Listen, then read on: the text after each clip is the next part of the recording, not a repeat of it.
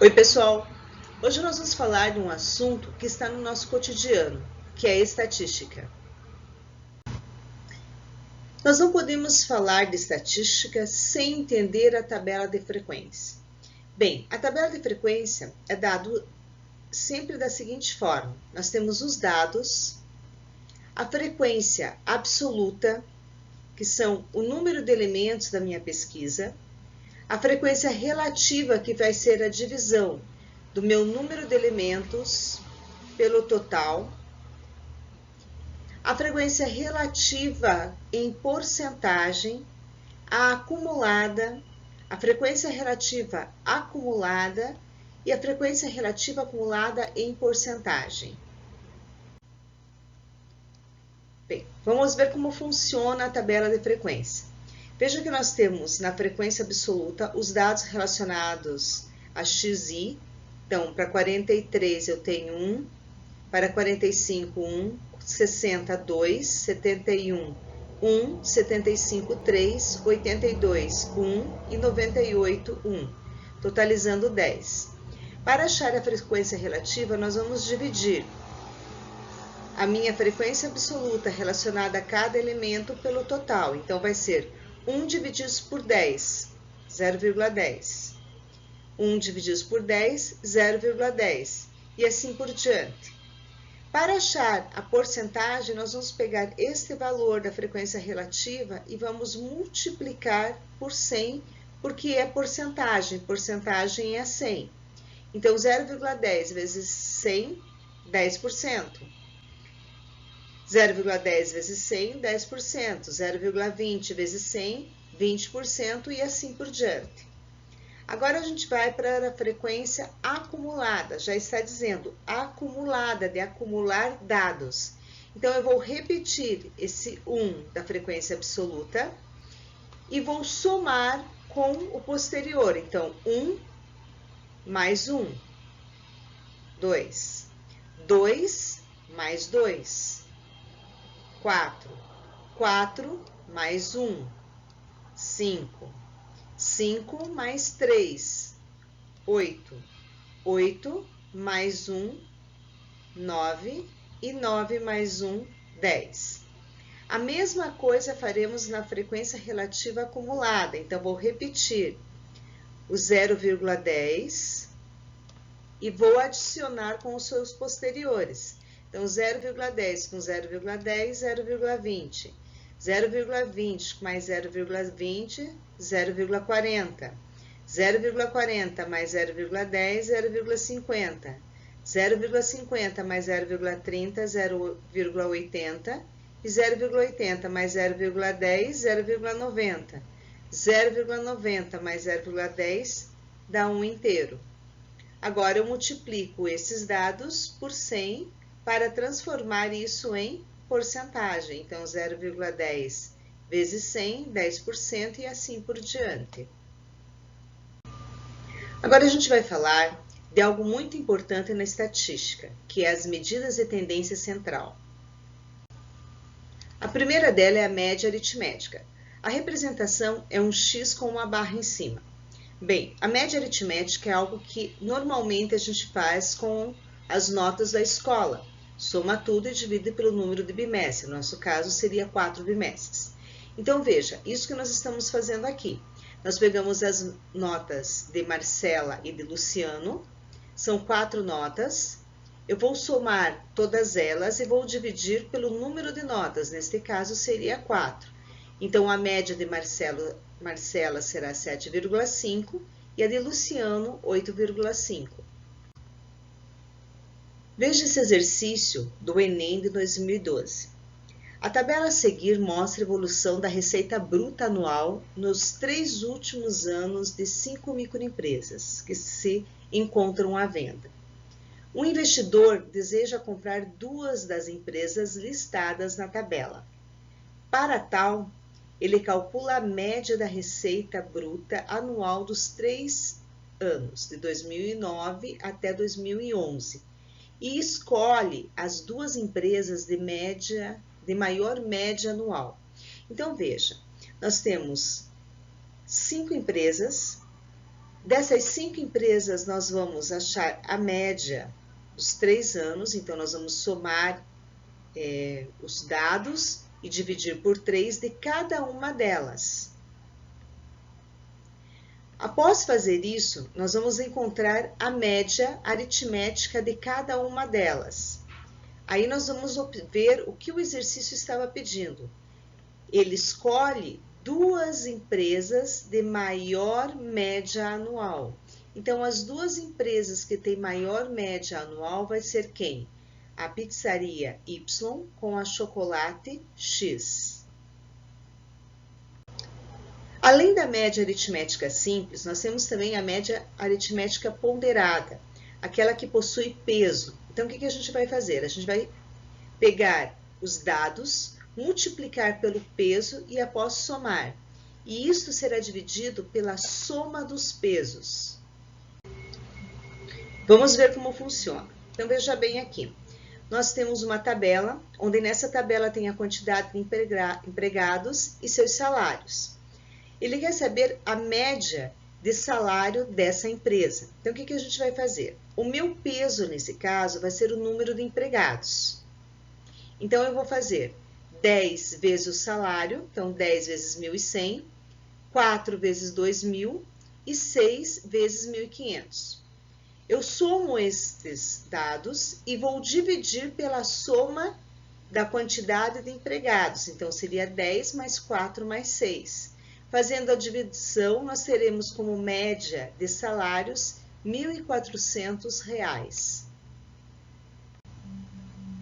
Observe este problema do Enem de 2014. Ao final de uma competição de ciências em uma escola, restaram apenas 3 candidatos.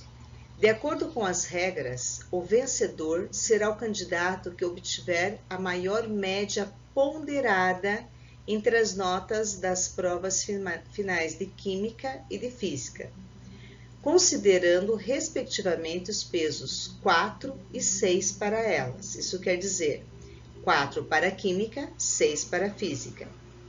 As notas são sempre números inteiros. Por questões médicas, o candidato 2 ainda não fez a prova final de Química. No final em que sua avaliação for aplicada, as notas dos outros 2 candidatos em ambas as disciplinas já terão sido divulgadas. O quadro apresenta as notas obtidas pelos finalistas das provas finais. Ele quer saber o seguinte: a menor nota que o candidato 2 deverá obter na prova final de Química para vencer a competição é de quanto? Então, observe que eu tenho o primeiro candidato, o segundo candidato e o terceiro com as suas notas, Química e Física. Como ele se trata de uma média ponderada, nós podemos verificar a nota ponderada de cada candidato, a média ponderada de cada um deles, para que a gente verifique qual é a menor nota que o segundo candidato vai obter. Então, veja. Nós vamos primeiro achar a média aritmética do candidato 1. Nós vamos pegar a nota 20, multiplicar por 4 e somar com 23 vezes 6. E depois vamos dividir por 10. A média aritmética ponderada do primeiro candidato vai ser 21,8. Do segundo candidato, então, 21 vezes 4 mais 18 vezes 6 divididos por 10. Será 19,2.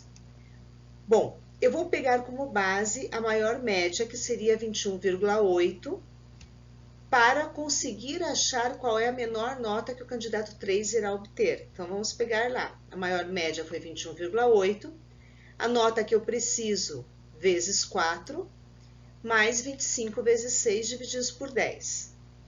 Bom, fazemos a multiplicação de 25 vezes 6, multiplicamos o 10 por 21,8, que vai ser 218, e subtraímos de 150.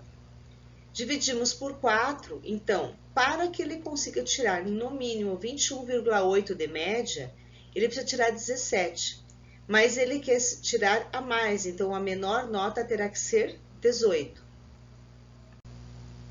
A segunda medida de tendência é a mediana. ela é bem fácil de achar, desde que você não esqueça de organizar os dados em ordem crescente ou decrescente. Após isso, você vai verificar se o total de dados for ímpar. O número que representa a mediana é o número central. Se o total for uma quantidade par, a mediana vai ser a média aritmética dos dois centrais, dos dois números centrais. Então, veja o primeiro exemplo. Primeiramente, nós vamos colocar os dados em ordem crescente, então vai ficar 15, 15, 27, 32 e 44.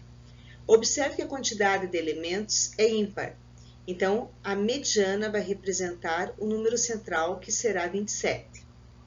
No segundo exemplo, nós vamos primeiramente colocar em ordem crescente, então vai ficar 15, 15, 27, 32, 32 e 44. Observe que a quantidade de elementos agora é par. Eu tenho dois centrais, que seriam o 27 e o 32. Então, nós vamos somar esses dois e dividir por 2. Então, fazer uma média aritmética simples dos dois elementos. Então, a mediana vai ser 29,5.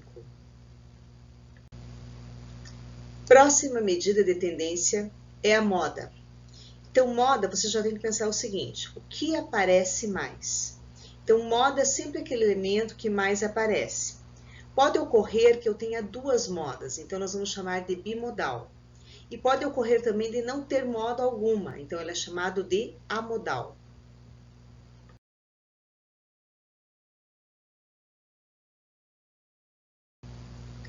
Medidas de dispersão ou variabilidade. Vamos começar pela amplitude. A amplitude é a diferença entre o maior e o menor valor de um dado conjunto. Isso quer dizer o quê? Que a amplitude vai ser o valor máximo menos o valor mínimo na tabela.